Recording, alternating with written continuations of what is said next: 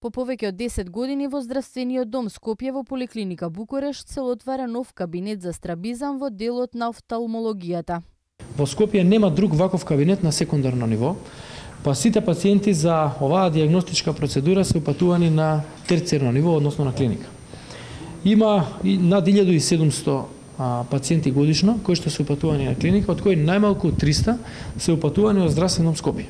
Со отварањето на овој нов кабинет, сите овие пациенти ќе може да добијат здравствената услуга тука, во Здравствениот дом во Скопје, каде што, како што може да забележите, ходниците и чекалните се празни, а бројот на услуги кои што ги дава Здравствен дом Скопје од година во година се повеќе расте.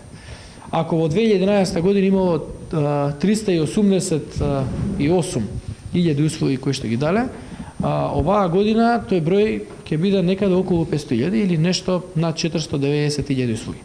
Што значи дека граѓаните, односно пациентите, се повеќе му веруваат на јавното здравство и се повеќе услугите ги бараат и ги добиваат во јавното здравство.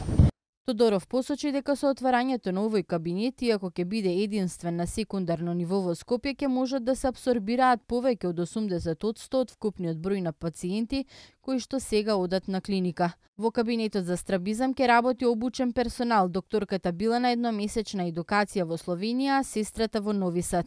Директорката на Здравствениот дом Скопје Татјана Баевска-Вучковиќ истакна дека кабинетот за страбизам е многу важен, бидејќи со редовните и задолжителните систематски прегледи кои што се вршат кај децата за раст и развој, со ново набавениот апарат истовремено ќе може да се врши и дијагностика и терапевски третман. Најважно е раното дијагностицирање. И најчесто родителите после втората година некаде до ке шестата година, значи ги носат и затоа нагласив колку е важно што сега оваа услуга ќе ја добиваат, бидејќи тие систематски прегледи се задолжителни, родителите ги носат, меѓутоа на овој начин услугата поедноставно ќе ја добиваат. Услугата за дијагностицирање на страбизам сега децата ќе ја добиваат на задолжителните систематски прегледи.